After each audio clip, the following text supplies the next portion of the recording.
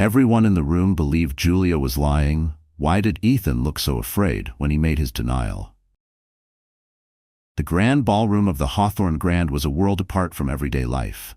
Crystal chandeliers hung like frozen waterfalls, casting gold and diamond light across the faces of the city's elite. Soft jazz floated over laughter and whispered deals, every table blooming with white roses and glimmering with silver. It was the kind of night meant for fairy tales, for ambition and hope, for the sort of triumphs that made tomorrow's headlines. But for Julia Hayes, it would become the night that shattered her dreams and built something far greater from the wreckage. She stood in the marble foyer, staring at her reflection in a gilded mirror, trying to convince herself she belonged here. Her dress was borrowed, last season's navy silk. Her shoes pinched. She wore her hair in a neat twist, but the little wisps that escaped only made her look more uncertain. She rested her hand on her swelling belly, feeling the small flutter of life beneath her ribs. Her baby. The only thing that made her brave enough to cross the ballroom's threshold alone. Julia drew a shaky breath. For weeks, Ethan had barely looked at her.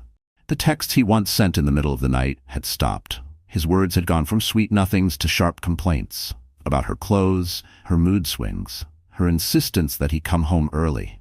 But tonight, he'd insisted she come. He'd even left a ticket on the dresser, as if she were an obligation. "Show up, Julia. It'll be good for the company. Wear something decent." She had no idea this night was a setup. As she walked in, the eyes of the city's most powerful grazed over her. Some were sympathetic, most barely registered her presence. She spotted Ethan at the far end of the ballroom, surrounded by his board members, laughing like he hadn't a care in the world. His arm draped carelessly around a woman Julia had only seen in magazines. Vanessa Lee, the socialite who always seemed to be at his side lately. Julia's stomach twisted. She fought to hold her head high, reminding herself this was her life, her family, her baby. No one could take that away. She made her way across the floor, avoiding the gazes, wishing she could disappear. But Ethan saw her. His eyes met hers, cold and flat. There was no warmth, no recognition. He let out a laugh, whispering something to Vanessa, who turned to look at Julia with a glint of triumph. It happened faster than Julia could process. Ethan lifted his champagne glass, clearing his throat. The music faded. The crowd's attention shifted. "Ladies and gentlemen," he called, "I want to thank everyone for coming to support the Hayes Foundation tonight. We couldn't do any of this without the help of our friends and our family." Julia smiled weakly, hoping for a sign of reconciliation. Maybe this was his way of welcoming her, of showing everyone they were still united. For a fleeting second, hope flickered. But then Vanessa stepped forward, curling herself into Ethan's side. "Not everyone here is family, Ethan," she purred, her voice carrying just far enough. And that's when Ethan turned, his face stony. "That's right, not everyone." His gaze swept over Julia. "Some people come here with their own agenda. Some people try to trap you with lies and drama. Some people even claim a child is yours when everyone knows it can't be." The words fell like stones in the silence. Julia felt the ground tilt. Whispers surged across the room. Cell phones raised as guests started recording. A few gasps, a low laugh from Vanessa. Julia's heart hammered so loud she thought the whole world could hear. "Ethan, stop," she pleaded, voice breaking. "Not here, not like this." But he didn't stop. "If you want the truth, here it is," he said, voice rising.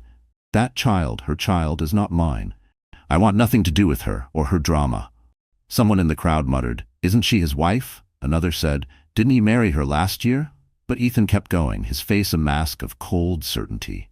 Julia was frozen. All eyes were on her. Shame, rage, heartbreak. She wanted to disappear, to scream, to run. Instead, she just clutched her belly, protecting the one innocent soul in this whole disaster. Tears burned her eyes. "You know the truth, Ethan," she said softly. "You know what we had. You know this baby is yours." He sneered. "I know you want it to be mine, but it's not. You can't pin your failures on me." People were recording. Someone whispered, "This is going viral," as the crowd parted. The ballroom felt suddenly cold, every light a spotlight on her humiliation. Julia turned, forcing herself to stand tall. If this was the end, she wouldn't give them the satisfaction of seeing her break. With trembling hands, she straightened her dress and walked away, each step heavy with betrayal. She heard laughter behind her. Ethan's laugh, Vanessa's giggle, the sound of power and cruelty. But she also heard something else. The gentle voice of her own courage, telling her to keep walking. What no one in that ballroom knew was that Julia Hayes was no ordinary woman. She had secrets. She had strength. And tonight, though she left alone, she was not defeated. The humiliation would echo across social media. The video of Ethan's denial of Julia's silent heartbreak would be shared thousands of times before midnight. But none of those people, none of the gossips, the snickering guests, or even Ethan himself had any idea what was about to happen next, because someone else had been watching the whole thing. Someone whose entrance would change Julia's life and Ethan's legacy forever. Julia Hayes walked out of the Hawthorne Grand Ballroom feeling every stare on her back, every whisper slicing through the thick August air. She barely remembered stepping onto the street. The city lights blurred as she blinked away tears, her mind spinning with Ethan's words meant to erase her and their unborn child from his perfect life. But Julia wasn't someone you could erase. She wasn't the weak, desperate wife Ethan painted her to be. Tonight had destroyed something inside her, but it also woke up a strength she'd buried for too long. She stopped outside the hotel's ornate entrance, pressing one hand to her belly. Her phone buzzed with notifications, text messages from old college friends, distant family members, co-workers who'd seen the viral video. It was everywhere. She didn't dare open them. The city suddenly felt twice as big, and she felt twice as small. But that was the thing about Julia. Small was never the whole truth. Julia Hayes had grown up on the edge of the city, in a neighborhood where dreams were currency and second chances were rare. Her mother, Lillian, worked 2 jobs to keep them afloat. She taught Julia the value of grit, honesty, and never letting anyone decide your worth. Growing up, Julia watched her mother mend broken appliances, bargain for groceries, and face down landlords who thought they could intimidate a single mom. "We don't quit," her mom always said. "We find another way." Those words became Julia's armor. She was smart, smarter than she ever let on. In high school, she'd excelled in math and computers, building websites for small businesses in exchange for pocket money. But she learned to downplay her intelligence, never wanting to outshine the kids, who teased her for her thrift store shoes and hand-me-down backpacks. College was a dream she almost didn't reach. She worked nights at a diner, cleaning tables and saving every tip. Her grades won her a partial scholarship at a local university, where she studied business and coding. That's where she met Ethan. He was dazzling, the kind of guy who could make you believe you'd finally been chosen. He was older by a few years, already climbing the corporate ladder, already talking about success like it was his birthright. When Ethan set his sights on Julia, she was swept up. No one had ever looked at her like she was the most fascinating person in the room. He courted her with flowers, surprise dinners, rooftop movie nights. He called her his lucky charm and promised her the world. Julia, used to waiting for the other shoe to drop, let herself believe in happy endings for the first time. 6 months in, he proposed. The wedding was small, just close friends and her mother, Ethan's parents too busy to attend. Julia wore her mother's old lace dress, and Ethan gave a speech about their bright future. She felt like the luckiest girl alive. But it didn't take long for the cracks to show. Once the honeymoon glow faded, Ethan grew impatient. He wanted Julia to quit her job and stay home, said it was embarrassing for a man in his position to have a wife working for someone else. Julia pushed back, but eventually she relented, convincing herself it was temporary. Loneliness settled in. Ethan was always gone, working late or away on business trips. When he was home, he complained about everything, the way she cooked, the way she dressed, the friends she kept. "You could try harder, Julia. You could look the part." She tried. She shopped at outlet stores, learned to do her makeup from YouTube, hosted dinner parties for Ethan's colleagues. Nothing was enough. His criticisms became sharper. "I need a wife I can show off," he said once, after a particularly tense dinner. Julia tried to hide her heartbreak from her mother. She smiled for pictures, posted carefully crafted updates on social media, pretended her life was perfect. Only her best friend, Tasha, knew the truth. Tasha urged her to leave, but Julia was scared. "What would I do? Where would I go?" she whispered once, voice shaking. "Who am I without him?" Then, 2 months before the gala, Julia found out she was pregnant. She was terrified and hopeful. Maybe this would bring them together. Maybe Ethan would change. Instead, he grew distant, cold. He accused her of getting pregnant on purpose. "You think this will fix things?" he sneered. "You're just trying to trap me." Julia tried to hold on, tried to believe in the man she'd married. She went to every doctor's appointment alone, kept the nursery a secret, and whispered stories to her unborn child about bravery, about second chances, about how loved they already were. That night at the gala, when Ethan publicly denied their baby, it didn't just break Julia's heart. It shattered her illusions.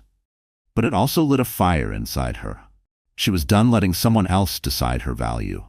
She walked for blocks, ignoring the phone's constant buzzing, the pitiful glances from strangers who'd seen the viral clip.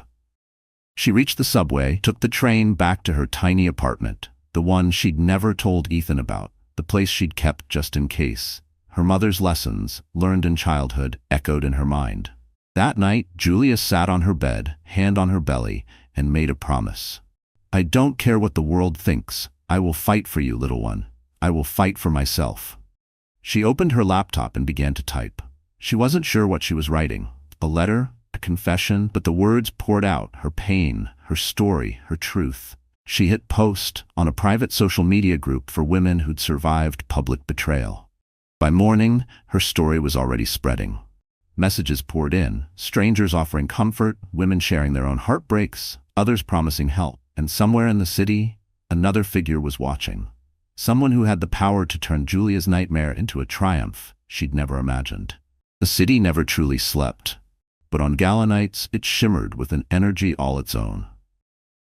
Billionaires and dreamers, celebrities and politicians, fashion moguls and media powerhouses, all came out for nights like this. Julia had spent the last 3 years living on the very edge of this glittering world. Close enough to watch, always just out of reach, as if the velvet rope was an invisible barrier that kept her in her place.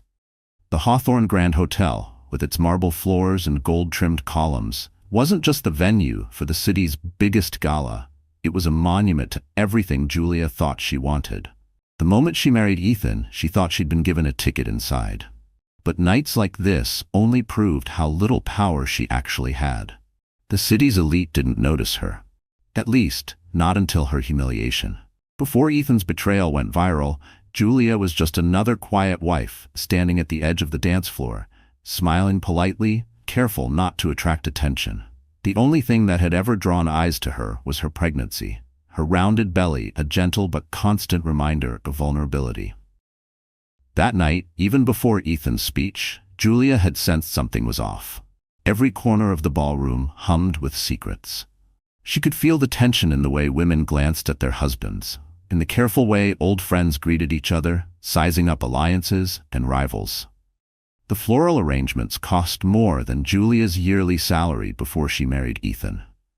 Waiters in pressed uniforms wove between guests carrying silver trays of champagne and tiny canapes. From the balcony you could see the city stretched out below, skyscrapers sparkling against the night sky. To Julia, it looked like another world, one she didn't belong in, no matter how hard she tried. But the biggest spectacle wasn't the luxury or the high-profile guests. It was the invisible contest. Who had the most power? Who looked the happiest? Who could make or break a reputation with a single glance or whispered word? It was a game Ethan had learned to play, but Julia had always found terrifying. She remembered watching Ethan work the room, his charm turned up to full volume. He laughed with investors, promised board members the world, and made everyone feel like they were the only person who mattered. He was a star in his own right, and she was expected to orbit quietly around him. But this gala was different. From the moment she arrived, Julia could feel the undercurrent of expectation. Ethan's assistant had texted her the day before, "Please make sure to arrive by 7:30. Mr. Hayes will meet you at the main entrance. It's important for the company's image." There was no mention of her, no concern for her pregnancy, just the brand. Julia had spent hours getting ready, borrowing a dress from her friend Tasha, who worked in PR, and always seemed to have a spare designer gown. The dress fit, but Julia still felt out of place. Her makeup was perfect, but it didn't hide the exhaustion in her eyes. She took a cab to the hotel, too nervous to risk public transit and worried she'd ruin the dress. As she entered, a photographer snapped a photo. Julia flinched, but the man smiled politely, already looking for a more famous face. She passed a cluster of fashion editors who didn't even glance her way. She took comfort in her anonymity, hoping she could just blend in. Inside the ballroom, the scale of the event hit her all over again. There were people she recognized from magazines, business tycoons, philanthropists, even a movie star or two. The mayor was shaking hands at the entrance, and the city's most infamous gossip columnists circled the room, looking for stories. Julia searched for Ethan and spotted him across the room, laughing with a small group of executives. Beside him, Vanessa Lee stood out in a blood-red dress, black diamonds glittering at her throat. Vanessa had already replaced Julia in the social circles. Julia was barely allowed to enter. Vanessa saw Julia before Ethan did.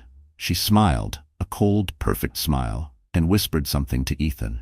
That's when he turned, his face closing off. His posture changed. Julia could see the performance begin. Ethan crossed the room to greet her, but instead of warmth, there was an icy formality. "You're late," he said quietly, his smile fixed in place. "Try not to draw attention to yourself. We need this night to go smoothly." Julia nodded, swallowing the humiliation. She took her place at his side, smiling for photos, trying to answer polite questions from strangers who didn't care about her answers. Someone asked about the baby, and Ethan laughed it off, saying, "We're not sure yet. Maybe it's not even mine, right?"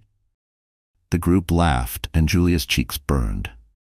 She realized then that the whole night was a test, a public stage for Ethan to prove his control, for Vanessa to mark her territory, and for Julia to disappear.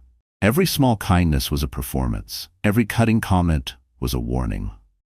Then came the moment Ethan stopped the music and made his announcement. The moment he denied her, denied their baby, denied everything they had built. For Julia, it felt like the entire world stopped. She heard only her own heartbeat, her mother's words echoing in her mind. "We don't quit, we find another way." The humiliation was immediate and absolute. The crowd parted, making her isolation complete. For the first time in her life, Julia was truly alone, but also truly free. She left the ballroom, the sounds of laughter and music fading behind her. She took the elevator down, past the lobby where guests pretended not to see her red eyes. Outside, the city pulsed with life, a reminder that the world was so much bigger than the little piece Ethan tried to control. Julia realized, standing on that busy sidewalk, that this glittering world had never been hers. But that didn't mean she couldn't build her own.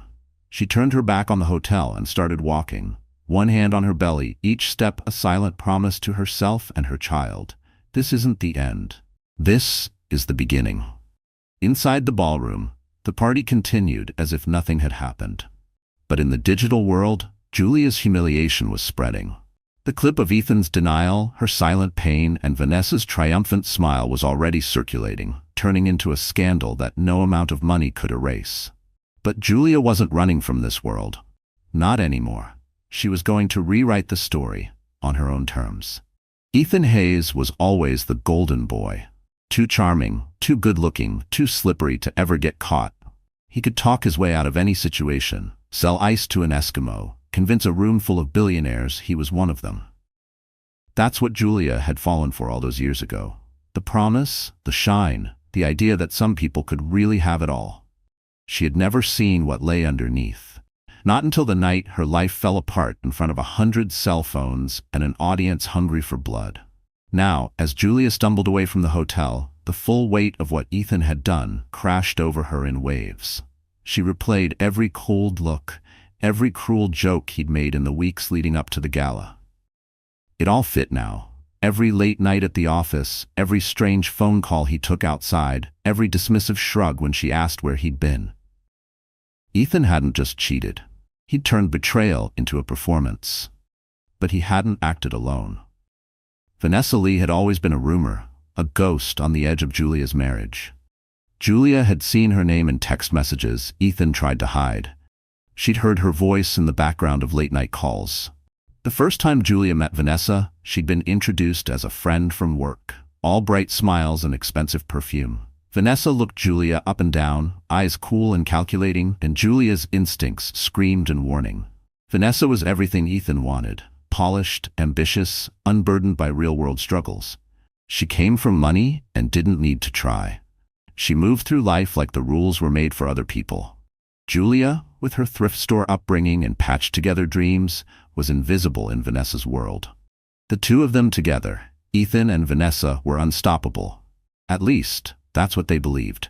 Julia could see now how perfectly they'd orchestrated her downfall. The cold shoulder, the silent treatment, the insistence that she make herself scarce at company events. Then, the gala, a night carefully chosen. The whole crowd primed to witness Julia's humiliation. Vanessa in her red dress, Ethan's hand on her waist, and the words that would ruin Julia's reputation in a single public blow. But something in Vanessa's eyes at the gala had unsettled Julia. When Ethan had made his cruel speech, Vanessa had smiled, but only with her mouth. Her eyes darted through the room, searching for approval, for validation. Julia realized then, Vanessa needed the spectacle as much as Ethan did. Maybe she wanted to prove herself worthy of the golden boy. Maybe she wanted to crush any last bit of hope Julia carried. It was cruel, calculated, and effective. Within hours, the video went viral. Twitter was ablaze with hashtags, #GalaGate, Not His Baby, #Julia Speaks. Everyone had an opinion, and few cared about the truth.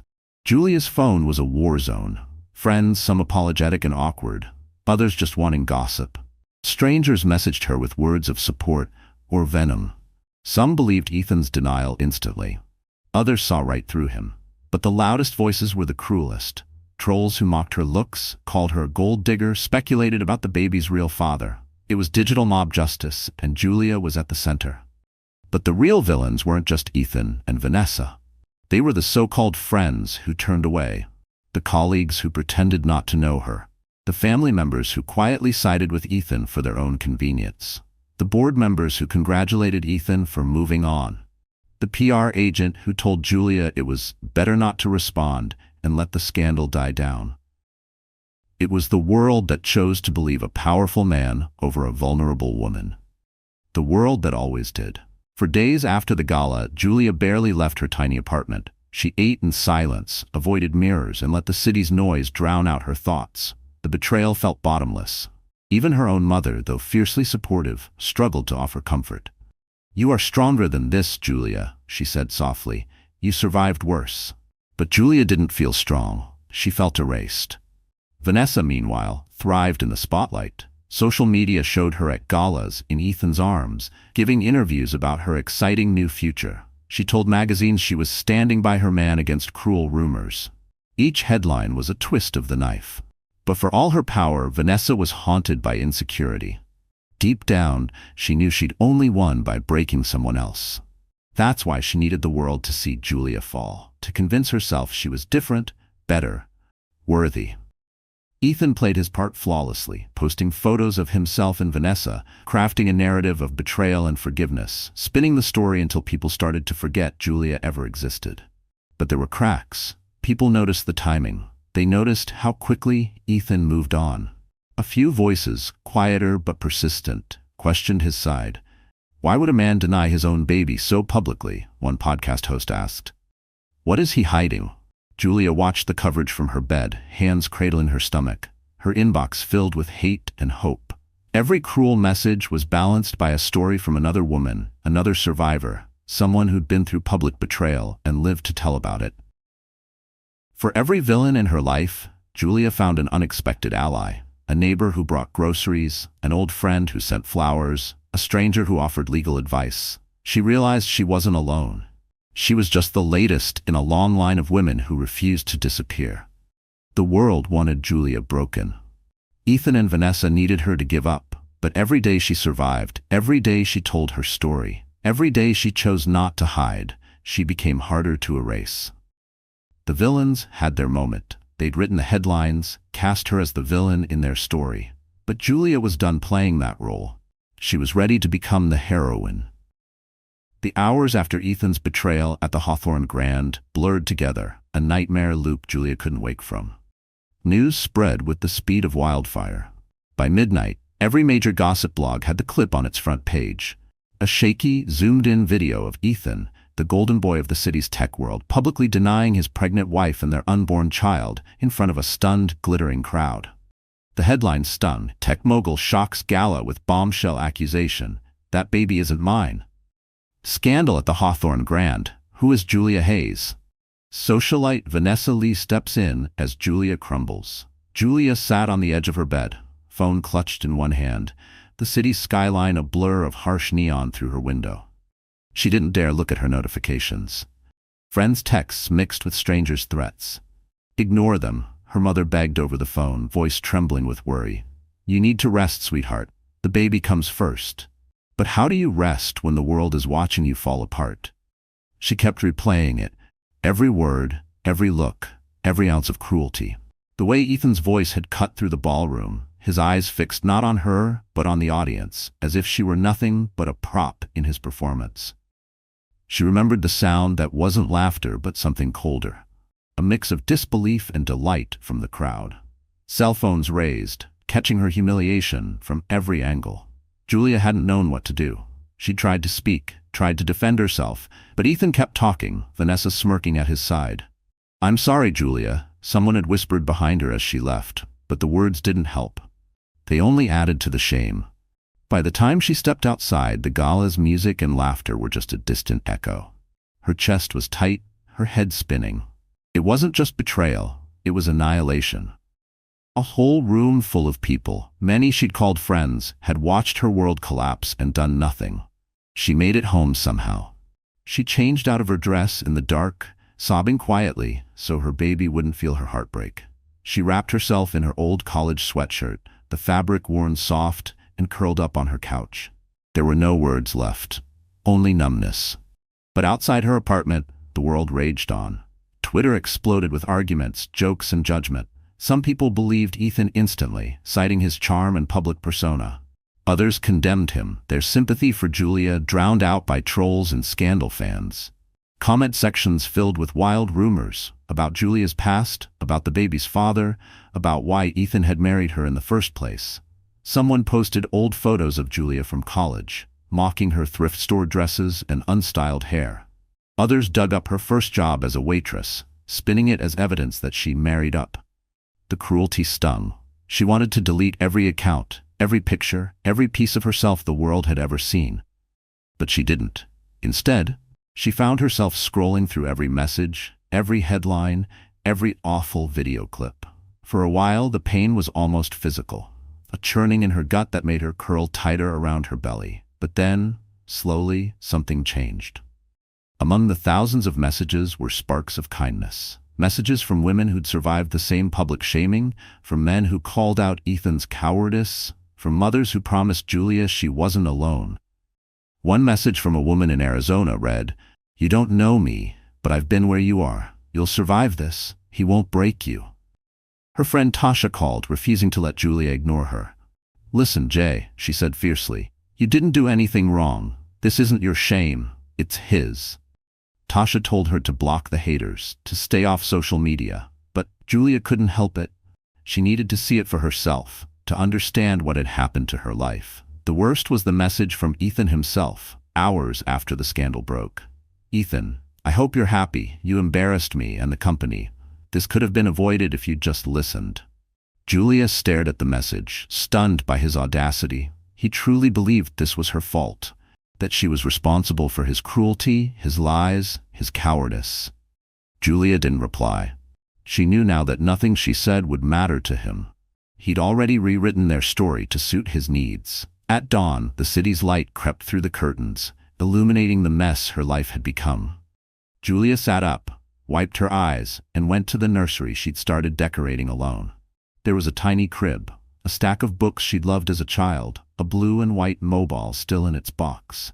She ran her fingers over the railing, feeling the promise of new life.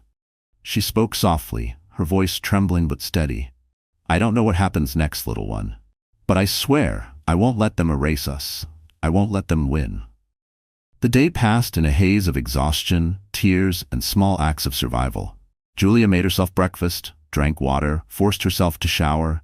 She answered her mother's calls, listened to her friends' advice, let herself grieve. But she also began to feel something new, a stubborn, simmering resolve. If this was the worst night of her life, she decided, it would also be the turning point. She sat at her kitchen table and opened her laptop. She didn't know what she would write. Maybe a letter to her child, maybe a public post to reclaim her truth. All she knew was that her story wasn't over, and she wasn't going to let Ethan or Vanessa write the ending. Outside, the city kept moving, uncaring. But inside Julia's apartment, a quiet, powerful transformation had begun. The world had watched her humiliation, but soon they would watch her rise. The world outside Julia's window felt impossibly far away. By the second morning after the gala, sunlight barely reached her apartment. She hadn't left in 30 hours. Her phone vibrated endlessly, but she let it drain to black, unwilling to hear one more ping, one more message from a world that seemed only to want her humiliation. Sleep was a memory. Whenever her eyes closed, she saw Ethan's face, cold, smug, so sure of himself. She heard his words, sharp as knives. "That baby isn't mine." The echo rang in her ears until she felt hollow inside.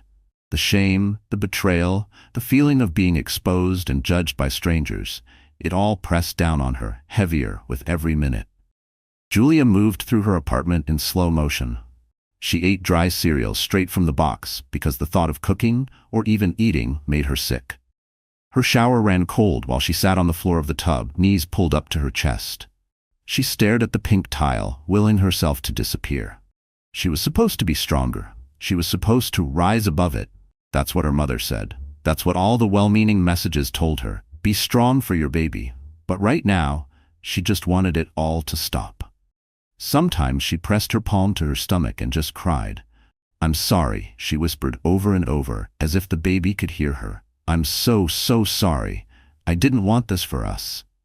She had dreamed of something different, of sharing ultrasound pictures with Ethan, of painting the nursery together, of late-night laughter about baby names. Now those dreams were rubble, buried beneath the weight of scandal and public shame. She was an internet meme, a cautionary tale, the punchline to a cruel joke. She had become invisible in the worst way. Everyone knew her name, but no one saw her as real. On the third night, Julia stood at her kitchen window, watching the city lights blink and blur in her tears. She wanted to run away, to erase herself, to find some small corner of the world where nobody would recognize her. She picked up her phone and scrolled through messages she'd been ignoring.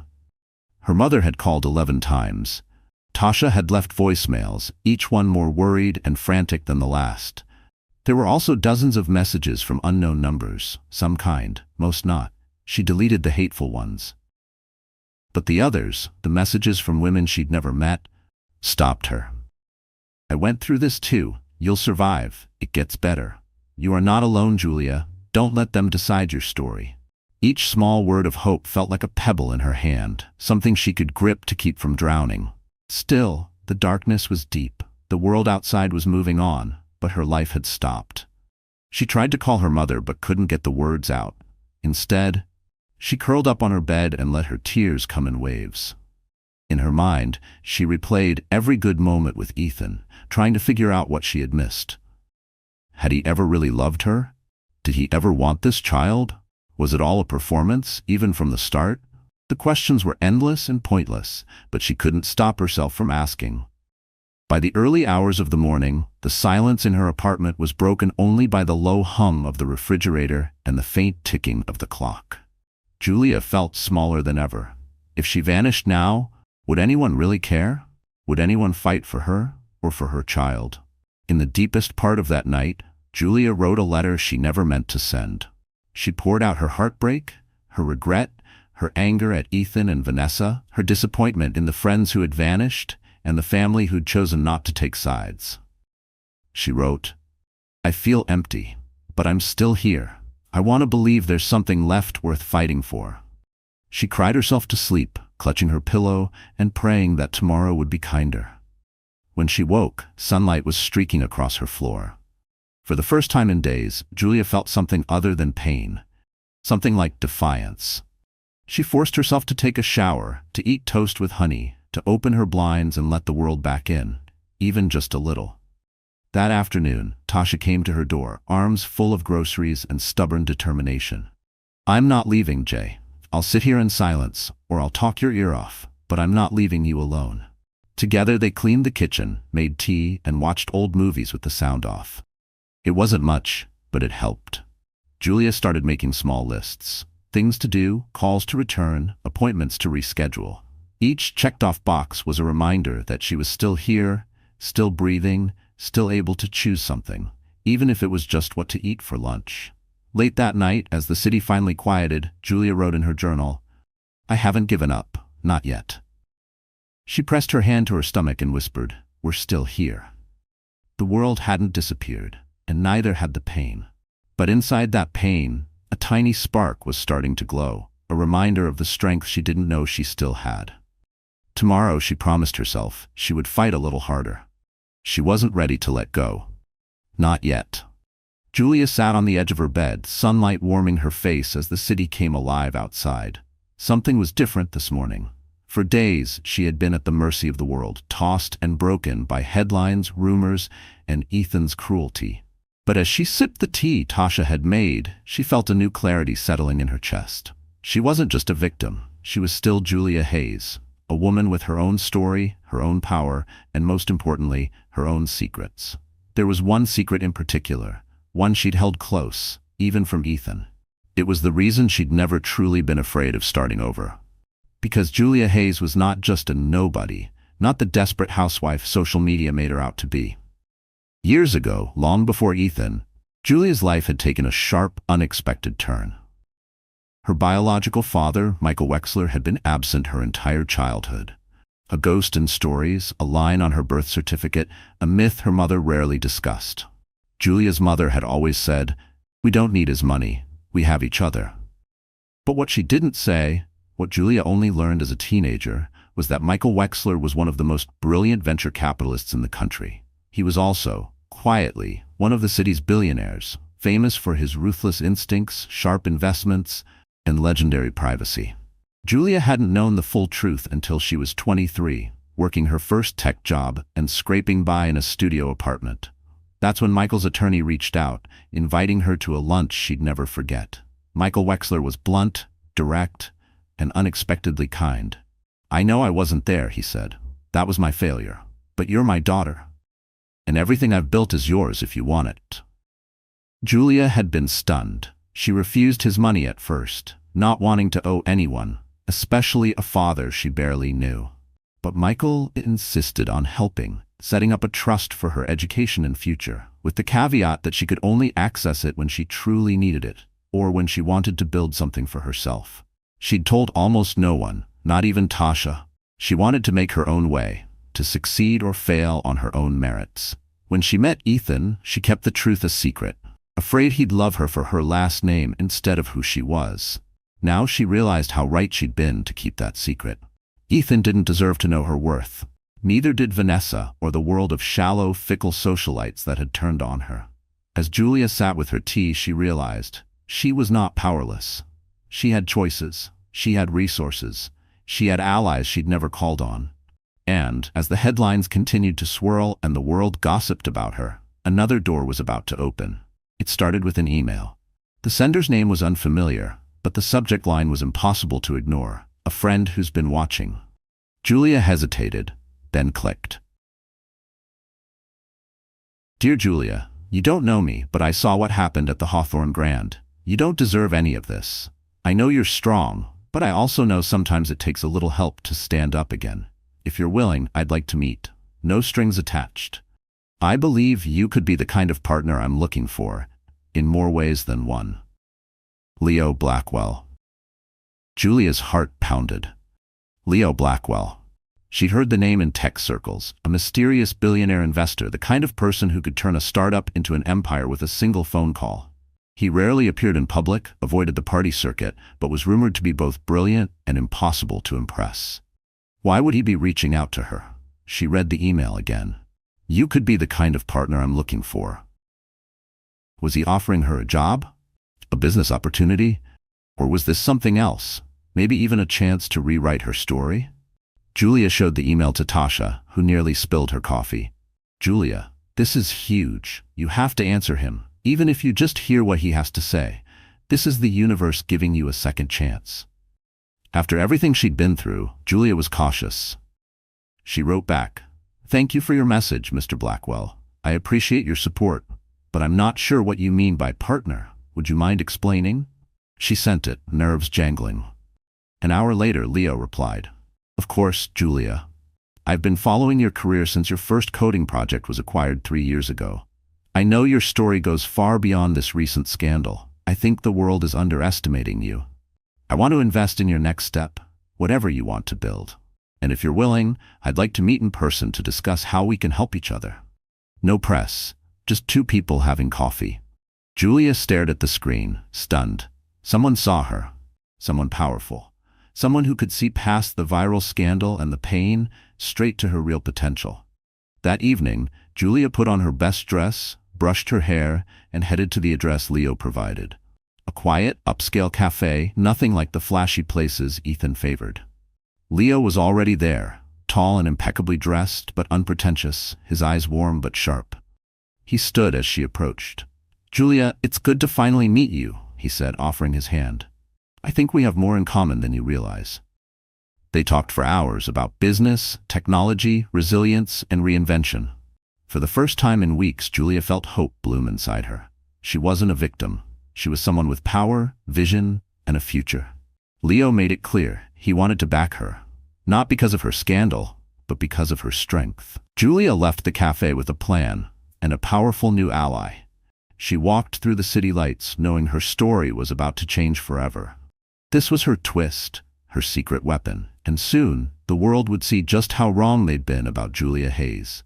The next morning, Julia Hayes didn't recognize herself. She stared at her reflection in the bathroom mirror, her hair tangled and her eyes rimmed red from so many sleepless nights. But behind the exhaustion was something new, a glimmer she hadn't seen in a long time.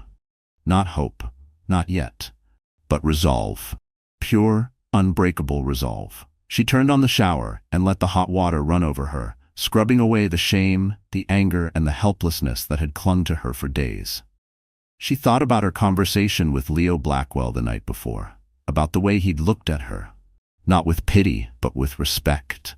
He saw the Julia that she herself had almost forgotten, the coder, the builder, the fighter, the woman who got into college against all odds, who survived heartbreak before, who learned to trust her own voice. When she stepped out of the shower, she reached for her phone and called her mother. She wanted to hear her voice, to thank her for teaching her what real strength looked like. "Mom, I'm done hiding," Julia said, her voice clear for the first time in days. "I'm going to fight for myself, for the baby, for our family name." Her mom's proud tears on the other end were all the encouragement she needed. Julia's first act was simple. She went online and posted a short video. Her face bare, her voice steady. She didn't talk about Ethan or Vanessa, or even the baby's paternity. Instead, she told the world who she was. "I am Julia Hayes. I am a mother. I am a builder. I have been hurt, but I am not broken. I don't need saving. I am saving myself." The response was immediate and overwhelming. Messages poured in, thousands of them.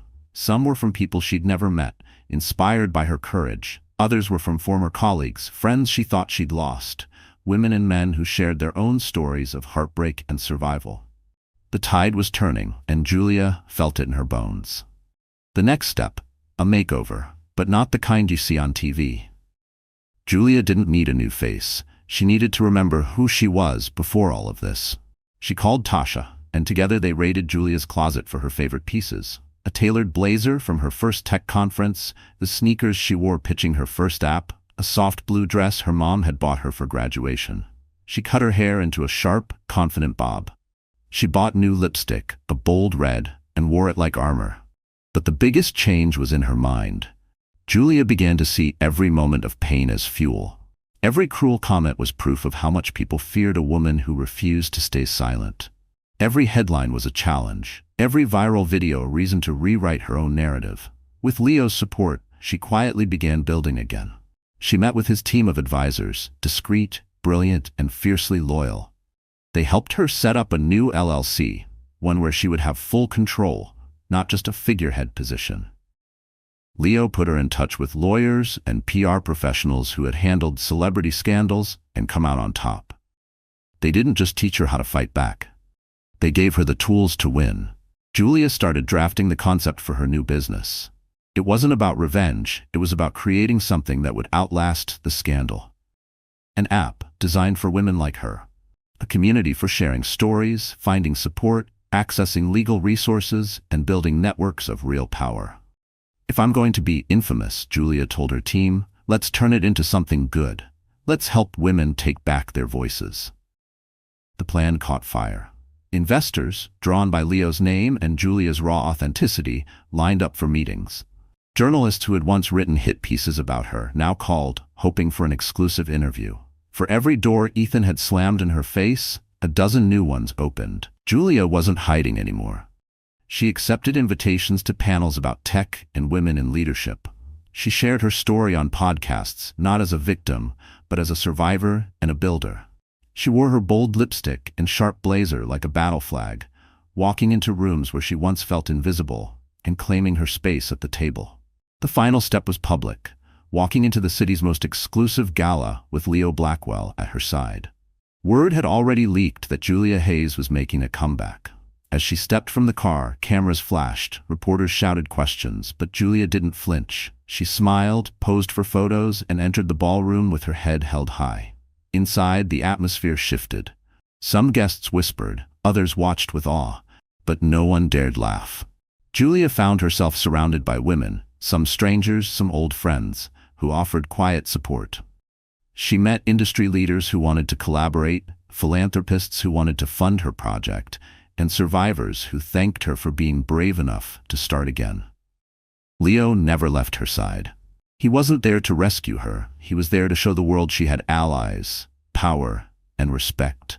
He introduced her as his equal, his partner, the woman who would lead their next venture. Julia felt taller than she ever had. For the first time since her humiliation, Julia looked around the ballroom, not with fear, but with excitement. This was her world now, too. She wasn't an outsider anymore. She was back. And this time, she was unstoppable. The night of the foundation gala arrived faster than anyone expected. The buzz around the event was louder than ever, and the guest list read like a who's who of the city's elite. But this year, there was only one name on everyone's lips: Julia Hayes. Reporters camped outside the hotel, their cameras ready to catch the first glimpse of the woman who'd become the city's most unexpected phenomenon. Social media was ablaze with speculation.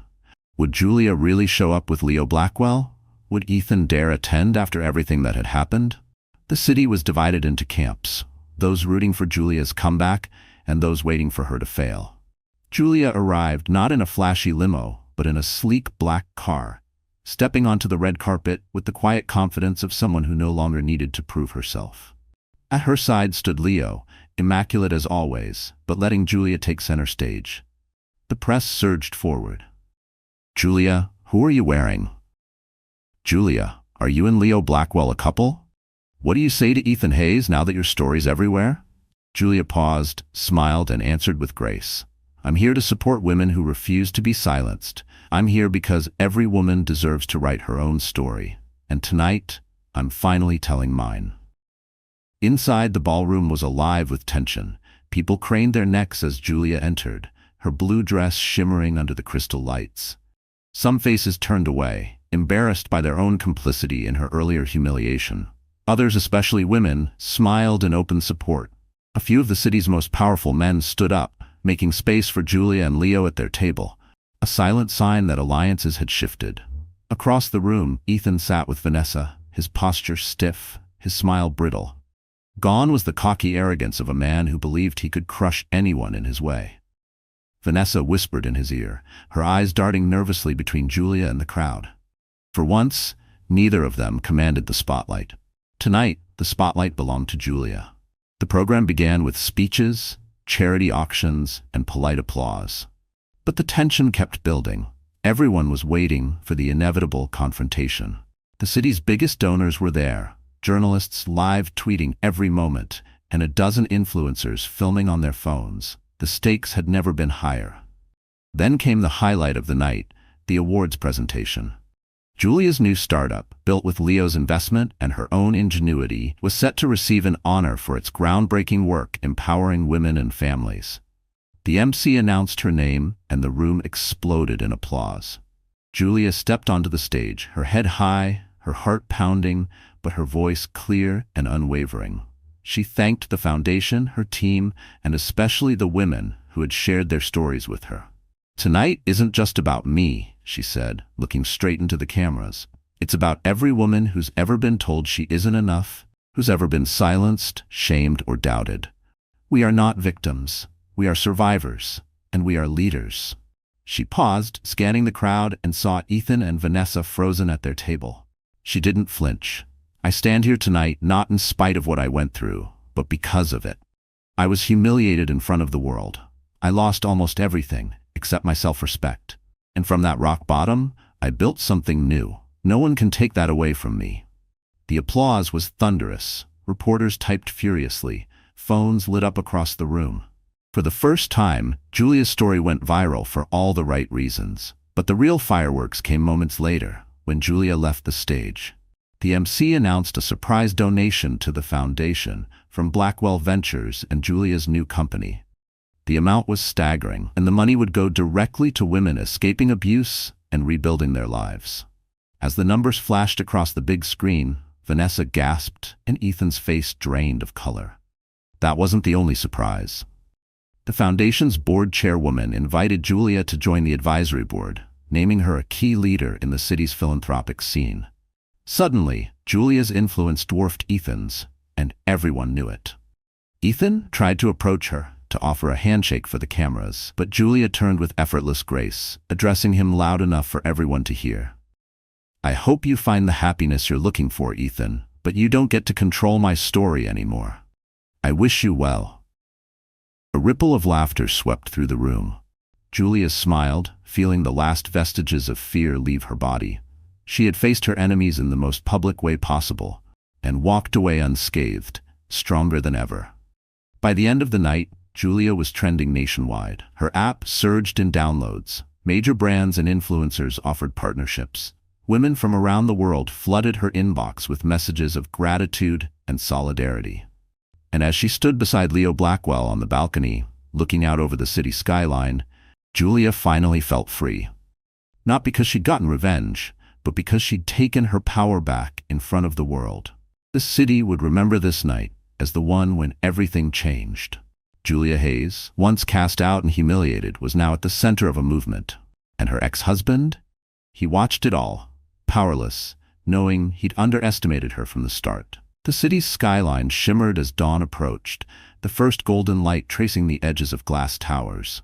In a penthouse above it all, Julia Hayes stood by the window, watching the city she once thought would swallow her whole. This morning felt different, full of possibility, unburdened by fear.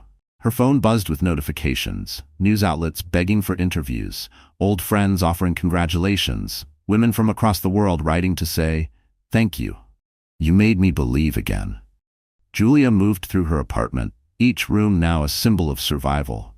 The nursery, once a place of heartbreak, was now filled with hope. Tiny shoes lined up on the windowsill, a mobile spinning gently above a crib, stacks of picture books ready to be read aloud. On the kitchen table lay the first printout of her company's new logo. Her phone flashed with a message from Leo. "We did it, Julia. The world's watching. Now let's help it change."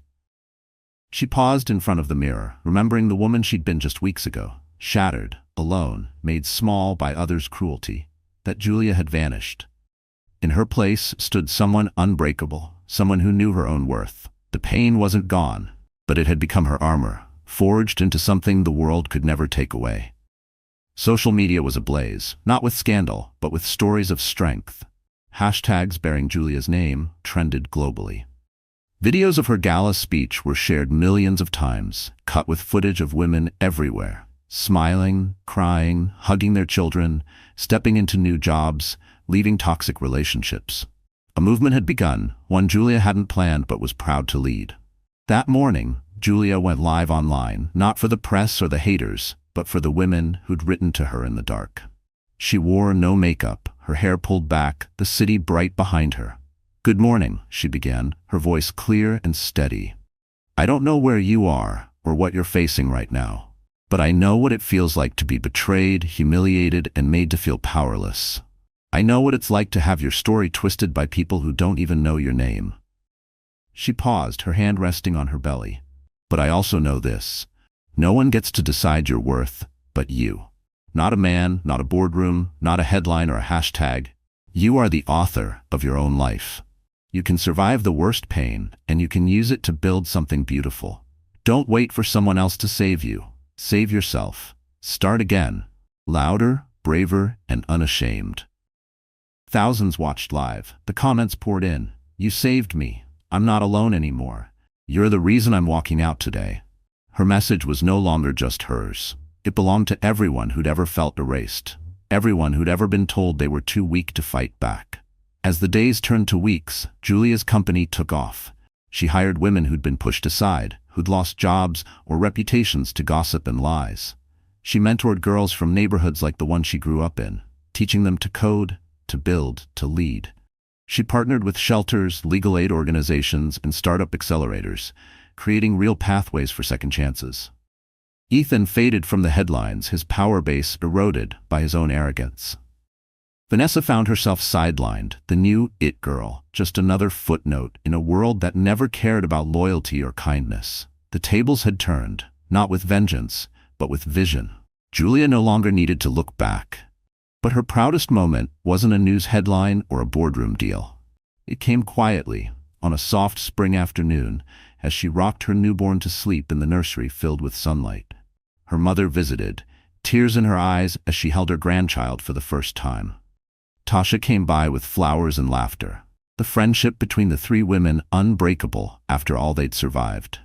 Leo visited too, but not as a rescuer or a savior, just as a friend and a partner. A reminder that sometimes the universe sends you exactly who you need when you're ready to accept it. They celebrated, not their victories, but their resilience, their ability to build, to forgive, to love again. As Julia watched her baby sleep, she whispered, "No one will ever decide your story but you." It was a promise for her child, but also for herself, for every version of Julia Hayes who had ever doubted her own strength. The world would remember Julia Hayes not for her humiliation, but for her rise, for the empire she built from the rubble of betrayal, for the movement she started with a single, trembling voice and the courage to keep speaking, for the lesson she gave to every woman watching. You are not weak. You are not invisible. You are not the sum of someone else's mistakes. You are the storm and the sunlight, the architect of your future, the hero of your own story. Never let anyone tell you otherwise. The camera faded to black as Julia smiled softly, her eyes shining, not with tears, but with the fierce joy of a woman who had lost everything and found herself. And for everyone watching, the message was clear. Rewrite your ending. The world is waiting for your voice. So the story has ended, and, wow, if you're still here with me, you're honestly the heart and soul of this channel. Let's take a breath together. You've just witnessed Julia's journey, from betrayal and public shaming to an incredible rebirth. If you're feeling something right now, it means you know how deeply these moments echo in our real lives. The biggest lesson? Nobody else gets to write your ending. You are the only one with the power to stand up, start again, and rewrite your story, no matter how many times you get knocked down. Remember, as the great heterodox saying goes, sometimes the wound is the place where the light enters you. Don't be afraid of your scars. Let them be the proof that you healed and grew. If this touched you, please like, share, and subscribe, and drop a comment below about your own comeback. Let's remind each other. Our voices are stronger together.